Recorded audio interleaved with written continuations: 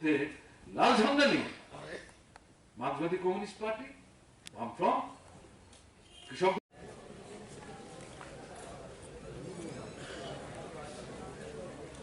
জাতিদের মধ্যে সারা ভারত কৃষক সভা ক্ষেত মজুর সিআইটু প্রথম নেই না।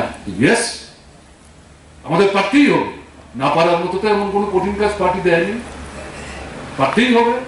এটা গ্রাম শহর, শহরতলি সর্বত্র, ট্রাইবেল নন ট্রাইবেল নির্বিশেষে।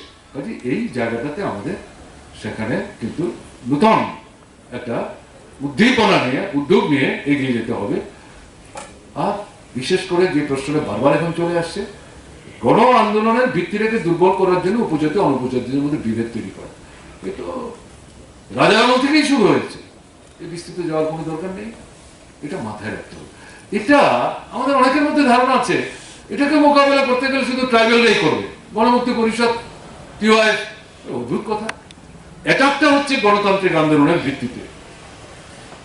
কমিউনিস্টের কাছে যে জাতপাত ধর্মবর্ণ সম্প্রদায় নাই, তাহলে কমিউনিস্ট পার্টির বিরুদ্ধে আক্রমণটা হচ্ছে, ট্রাইবেলদেরকে আলাদা করার চেষ্টা করছে।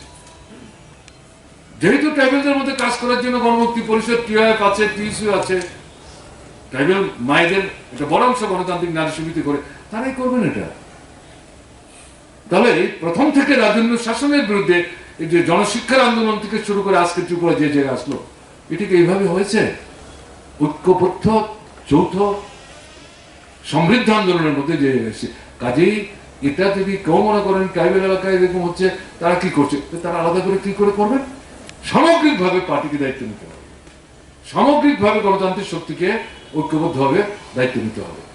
গণতান্ত্রিক শক্তির মধ্যে নানা অংশ আছে, তারা তাদের নিজেদের মঞ্চে কিভাবে এই পদক্ষেপ নেবেন এটা তারা আলাদা করে নেবেন, কিন্তু সামগ্রিক চেষ্টাটা আদর্শগত লড়াই, রাজনীতির লড়াই, শ্রেণী দৃষ্টিভঙ্গি এবং সঙ্গে সঙ্গে সাংগঠনিক সবটা কিন্তু ঐক্যবদ্ধভাবে নিতে হবে এবং এই জায়গাটাকে প্রতিহত করতে হবে। প্রতিহত করতে করতেই তো এখানে আমরা এসেছি, রাজন্য শাসন থেকেই। আর এই বাড়িতেই তো সুধন্য দেববর্মা নির্যাতিত হয়েছে, এই বাড়িতেই হেমন্ত দেববর্মা নির্যাতিত হয়েছে। বংশী ঠাকুরকে তার গায়ে হাত তোলার সাহস পায়নি, ভাবনার মধ্যে ছিল না মনে করার কারণে। সেগুলো ফেস করতে করতেই তো আজকে আমরা এখানে এসেছি। এই জায়গায় দাঁড়িয়ে এটা করা যাবে না, কারণ যে আদর্শ নিয়ে, যে শ্রেণী দৃষ্টিভঙ্গি নিয়ে, যে মতাদর্শকে ভিত্তি করে যে কর্মসূচির সামনে রেখে আমরা এগিয়ে যাওয়ার চেষ্টা করছি, এটা যদি ঠিক ঠিক মতো পার্শ্ব করা যায় সততা নিষ্ঠা নিয়ে, যেমনটা কমরেড নারায়ণ করতে অভ্যস্ত ছিলেন, তাহলে পরে আমরা এখান থেকে পরিস্থিতিটা যেদিকে আমরা টার্ন করাতে চাইছি সেটা করা যাবে না মনে করার কোনো কারণে। ঘরে বসে শুধু কিন্তু হিসেব করলে চলবে, কিন্তু হিসেব ছেড়ে দিয়ে মানুষের মধ্যে যেতে হবে, বাঁধে না। নারায়ণের স্মৃতিসভায় দাঁড়িয়ে এটাই হলো আপনাদের কাছে আবেদন। এই কথাগুলো বলে তার স্মৃতির প্রতি আরেকবার গভীর শ্রদ্ধা নিবেদন করে পরিবার পরিজনদের প্রতি আন্তরিক সমবেদনা জানিয়ে আমি আমার কথা বলে শেষ। মানুষের কাছে যদি আমার বক্তব্য প্রত্যক্ষ পরোক্ষভাবে নিয়ে যাওয়ার চেষ্টা আমরা না করতাম, এটা করতে গিয়েও আক্রান্ত রক্তাক্ত শহীদের মৃত্যুবরণ করতে হচ্ছে, এরপরেও এই যে চেষ্টাটা, এই চেষ্টাটাই কিন্তু এই পরিস্থিতির মধ্যে পরিবর্তন আনার ক্ষেত্রে, নতুন হাওয়া বইয়ে দেওয়ার ক্ষেত্রে একটা আবহ তৈরি করেছে। এই সম্মেলন কি বলেছে? নারায়ণ নেই, নারায়ণ ছিলেন না, তার ছেলেটা বলেছে।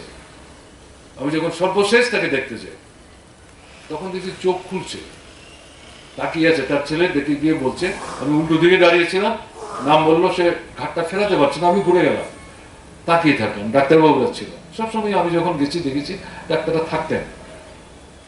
তাই বললাম, আপনি যেতে হবে তো, পার্টি সম্মেলন তো 25-26 জানেন আপনি? একটু মুখে একটু যেন মানে হাসির একটা ইয়ে মনে হলো, কিন্তু বলতে পারছেন কারণ মুখে তার ইয়ে আছে, নল লাগানো আছে। তারপরে আমি সেখানে বললাম, যেতে হবে সম্মেলনে, পুরোটা না থাকতে পারেন, কিছু সময় থাকতে হবে। এটা হয় নাকি আপনি বিছানায় শুয়ে থাকবেন, সুস্থ হবেন, মনের জোর রাখুন, বাড়িতে যাবেন, সম্মেলনে যাবেন। এটা বলার পর একটু পরে তাকিয়ে দেখছি তার বাচুক দিয়ে, if my memory does not go wrong, বাচুক দিয়ে টক টক করে জল পড়ছে। সে বুঝতে পারছিলেন, আনন্দ আছে আর একটা উপলব্ধিও আছে। বাস্তবের মাটিতে দাঁড়িয়ে পার্টি করেছেন, শারীরিক অবস্থাটা বুঝতে পারছেন। আমি তার মাথায় হাত দিয়ে বললাম, কমরেড নারায়ণ, আপনি চোখের জল ফেলছেন? নারায়ণ রূপিণী চোখের জল ফেলে? ফাইটার, শিকারী, কি করছেন? আমি এইভাবে পরিস্থিতির মধ্যে পরিবর্তন আনার চেষ্টা করি। নারায়ণ এসছেন, কিন্তু বিথর দেহ। তার ছেলে বলছিল মেয়েদি তার বাড়িতে যাওয়ার পর, যাই হোক, কিন্তু প্রশ্নটা কি, নারায়ণ সম্মেলনে উপস্থিত থাকলো, এই সম্মেলনের সাথে একমত হতেন কোন বিষয়ে? এই যে জাতীয় পরিস্থিতির মধ্যে একটা নতুন আবহাওয়া লক্ষ্য করা যাচ্ছে, 19-এর নির্বাচনে এই বিজেপি আরএসএস শক্তি বেশি আসন বেশি ফুটে ক্ষমতা দখল করার পর যে আক্রমণটা নামিয়ে এনেছে, ভারতবর্ষের মানুষের বড় অংশ এটাকে মেনে নিচ্ছে না। শ্রমিক আন্দোলন, কৃষক আন্দোলন, শিক্ষক, কেরানি, কর্মচারী, বিভিন্ন ফ্যাকাল্টির যে আন্দোলনগুলি ছড়িয়ে পড়ছে, লক্ষ্য করছেন আপনারা।